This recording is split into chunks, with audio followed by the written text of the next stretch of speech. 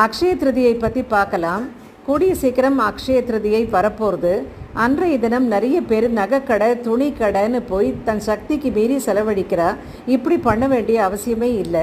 அக்ஷய திருதியை பற்றி முதல்ல தெரிஞ்சுப்போம். அக்ஷய திருதியை சித்திரை மாதம் அமாவாசையிலேருந்து 3வது நாள், அதாவது திருதியை அன்னைக்கு தான் அக்ஷய திருதியை. அன்றைக்கி எது செஞ்சாலும் அபரிதமான ஒரு வளர்ச்சி இருக்கும். அக்ஷயம் அப்படின்னு சொன்னாலே குறைவில்லாத வளர்ச்சின்னு அர்த்தம். நம்ம வீடுகளில் கூட அம்மா பாட்டி காலத்தில் அன்றாடம் வேலைகளை கிச்சனில் வேலைகளை முடித்துவிட்டு அதுக்கப்புறம் அடுப்பை தொடச்சி அது சின்னதாக கோலம் போட்டு ஸ்ரீ அக்ஷயம்ன்ற எழுதுகிற ஒரு வழக்கம் வச்சுருக்கா.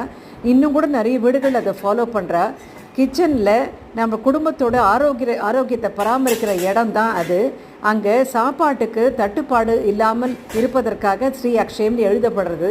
நான் கூட இந்த அக்ஷயம்னு எழுதுகிற அந்த வழக்கத்தை தினம் நான் வச்சுருக்கேன்.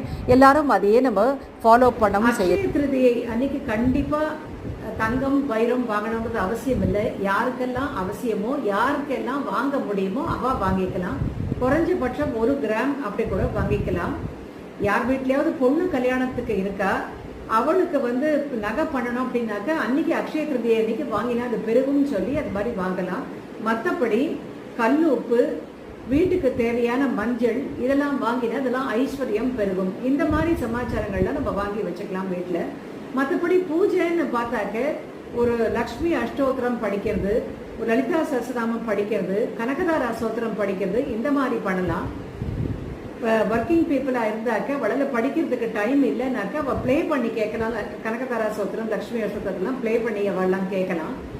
நைவேத்தியம்னு பார்த்தாக்க பால் பாயசம், ஷீரான்னம், அப்புறம் அவல் பாயசம், ஜவரிசி பாயசம், இந்த மாதிரி பண்ணி ஒரு வெள்ளையாக இருக்கக்கூடிய வஸ்துக்களை நம்ம பண்ணி நம்ம நைவேத்தியம் பண்ணலாம்.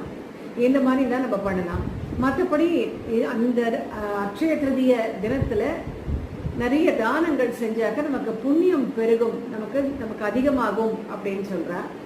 அது மட்டும் இல்லாத இந்த சித்திரை மாதத்தில் நல்ல வெய்ய நேரத்தில் மத்தியான வேளையில் பசியாக இருப்பவர்களுக்கு சாப்பாடு கொடுக்கறது, தயிர் சாதம் கொடுக்கறது ரொம்ப விசேஷம். அதுலேயும் நீர் மோர், அப்புறம் தண்ணீர் பந்தல் வச்சு அது மாதிரி கொடுக்கலாம். நம்மளால கொடுக்க முடியாட்டா கூட கொடுக்குற இடத்துல போய் நம்ம பார்ட்டிசிபேட் பண்ணிக்கலாம். ஒரு கோவிலில் போய் ஒரு நீர் மோர் டிஸ்ட்ரிபியூட் பண்ணுறது, இந்த மாதிரி பண்ணலாம்.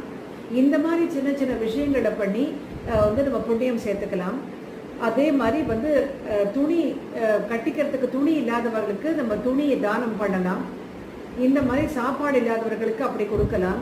ரொம்ப ஏழை மக்களுக்கு நம்ம அரிசி பருப்பு இந்த மாதிரி தேவையெல்லாம் வாங்கி கொடுத்து நம்ம புண்ணியங்கள் சேர்த்து